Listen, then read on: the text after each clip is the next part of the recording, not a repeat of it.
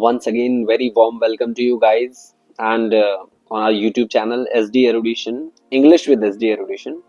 And आज जो हम करने वाले हैं that is फर्स्ट फ्लाइट का poem number 2 fire and ice and class 10th के लिए बहुत ही ज़्यादा इंपॉर्टेंट पोएम है.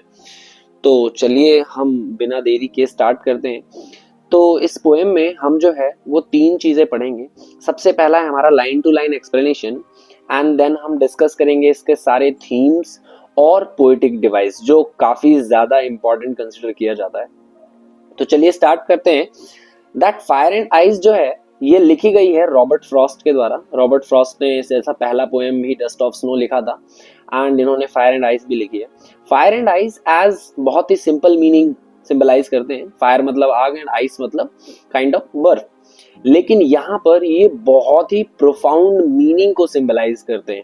आगे हम डिस्कस करेंगे तो पता चलेगा दैट इस पर्टिकुलर पोएम में फायर को सिंबलाइज किया गया है डिजायर्स, ह्यूमन डिजायर्स से एंड एंगर से, ह्यूमन के लोगों के गुस्से से एंड लस्ट से, एवरिश लालच जिसे हम कहते हैं, इन सभी चीजों से दर्शाया गया है फायर को.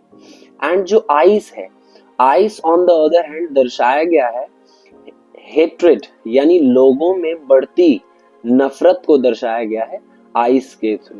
कोल्डनेस, दूरियां, ठीक है. जेलसी हम कह सकते हैं, जेलसी लोगों के बीच में दूरियां क्रिएट करती है. तो फायर एंड आइस जो है वो ये सिंबलाइज किया जाता है. तो पोएम में पोएट कहते हैं दैट सम से the world will and in fire. कुछ लोगों का मानना है कि जो दुनिया का अंत होगा वो फायर की वजह से होगा. फायर इन द सेंस लोगों की बढ़ती डिजायर्स की वजह से होगा, इच्छाओं की वजह से होगा. मे बी एंगर गुस्सा हो सकता है, लस्ट हो सकता है लोगों में बढ़ता हुआ, एवरिश लालच हो सकता है, लोगों में बहुत ज्यादा लालच बढ़ रहा है हर दिन प्रतिदिन. तो वो शायद हो सकता है कि दुनिया को उसके अंत की तरफ लेकर जाए. लेकिन कुछ कहते हैं सम से इन आइस की दुनिया का जो अंत होगा वो हेट्रेड की वजह से होगा, जेलसी, लोगों में आपस में जो जलन है, जेलसी है, उसके थ्रू जो वर्ल्ड का जो है वो एंड होगा. एंड देन कहते हैं from what I have tested of desire, यानी पोइट ने अपनी लाइफ में जो टेस्ट किया है यानी जो एक्सपीरियंस है, तो अपने एक्सपीरियंस के थ्रू वो ये कह रहे हैं कि डिजायर की जो ह्यूमन डिजायर्स है उसकी वजह से दुनिया का अंत जो है वो होगा. इसके लिए वो साथ देते हैं उनका that I hold with those, यानी पोएट भी उनके साथ हैं जो कह रहे हैं कि जो फेवर करते हैं फायर को. यानी उन लोगों का मानना है कि मतलब पोएट कहते हैं कि वो भी उन लोगों के साथ हैं जो ऐसा कह रहे हैं कि दुनिया का अंत जो होगा वो फायर की वजह से होगा. यानी लोगों के बीच में बढ़ती हुई दूरियां, डिजायर्स और एंगर की वजह से ही जो दुनिया का अंत है वो होगा. तो पोएट भी उन्हीं के फेवर में है एज पास्ट में उन्होंने कुछ ऐसा एक्सपीरियंस किया है जिनकी वजह से उन्हें ऐसा लग रहा है. अगेन कहते हैं आगे, but if it had to perish twice, perish मतलब होता है डिस्ट्रॉय, कि अगर दुनिया को दोबारा चांस मिला, धरती को दोबारा चांस मिला डिस्ट्रक्ट होने का, तो I think I know enough of hate. यानी ये कहते हैं कि मैं हेट के बारे में भी बहुत जानता हूं. यानी लोगों के बीच बढ़ती हेट्रेड और जेलसी को भी इन्होंने बड़ी नजदीकी से फील किया है, फेस किया है. तो ये कहते हैं कि जेलसी या हेट्रेड जो है, आइस जो है वो भी डिस्ट्रक्शन के लिए काफी है, दुनिया के अंत के लिए काफी है. And to say that for destruction ice is also great, यानी आइस भी जो है वो बहुत ज्यादा ग्रेट है. एंड वो सफिश मतलब सफिशिएंट, कि आइस भी जो है वो क्या है, सफिशिएंट है, काफी है दुनिया को उसके अंत तक पहुंचाने के लिए. तो पोएट इसमें दो एलिमेंट्स का इस्तेमाल करते हैं, फायर एंड आइस, और उसके थ्रू ये बता रहे हैं कि लोगों में जो बढ़ती हुई दूरियां हैं, लोगों में बढ़ता हुआ उनकी इच्छाएं हैं, असीमित इच्छाएं हैं, उसकी वजह से ही जो दुनिया है उसका अंत संभव है, निश्चित है. तो फायर को उन्होंने सिंबलाइज किया है लोगों की बढ़ती डिजायर से, एंगर से, लस्ट एंड एवरिश, एवरिश मतलब होता है लालच, एंड जो दूसरा है आइस, आइस को उन्होंने सिंबलाइज किया है हेट्रेड, यानी घृणा, नफरत की भावना जो लोगों में बढ़ती जा रही है। एंड जेलसी, जेलसी जो लोगों में है एक दूसरे के प्रति। तो ये दो एलिमेंट्स का इस्तेमाल किया गया है पोएट के द्वारा पोएम में। नाउ अब हम बढ़ते हैं, आई होप कि ये सारी चीजें क्लियर हो गई हूं आपको। एंड नाउ अब हम डिस्कस करते हैं पोएम के थीम्स को। Fire and ice is a poem that tells about the end of the world, यानी जो ये पोएम है ये बताता है कि कैसे, किस तरह इस दुनिया का अंत जो है वो संभव है। The poem is revolving around the theme that human emotions are destructive, कि हमारे जो इमोशंस हैं they are destructive, वो बहुत ज्यादा डिस्ट्रक्टिव हैं और दुनिया को उसके अंत की तरफ लेकर जाएगा। Fire stands for passion, desire and ice stands for hatred, ये हमने ऑलरेडी डिस्कस कर लिया है।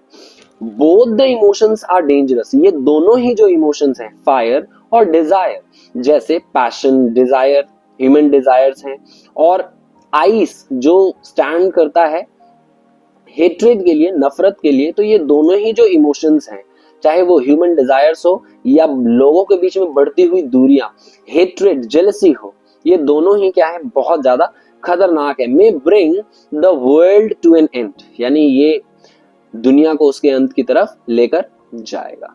The poet says that if world will be given another chance, अगर दुनिया को खत्म होने का दूसरा चांस मिला तो आइस विल बी सफिशिएंट, तो आइस भी जो है वो सफिशिएंट होगा इस दुनिया के अंत के लिए और अंत की तरफ ले जाने के लिए इनफ होगा।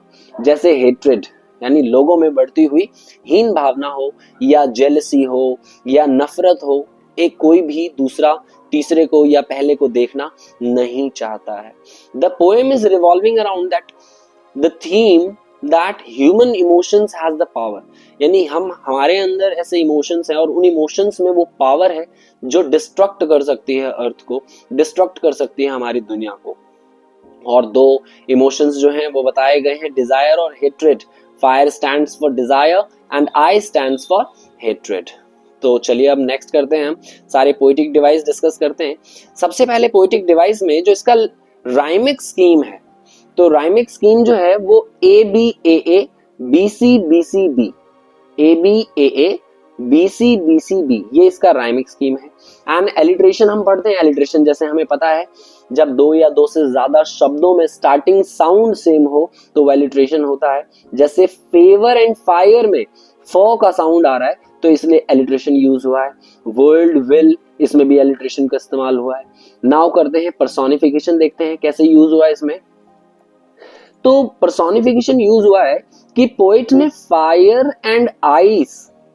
एंड आइस को ये कैपेबिलिटी दी है कि वो क्या है, एक डिस्ट्रक्टिव एलिमेंट है और वो डिस्ट्रक्ट कर सकता है, यानी तबाही मचा सकता है, खत्म कर सकता है, विनाश कर सकता है।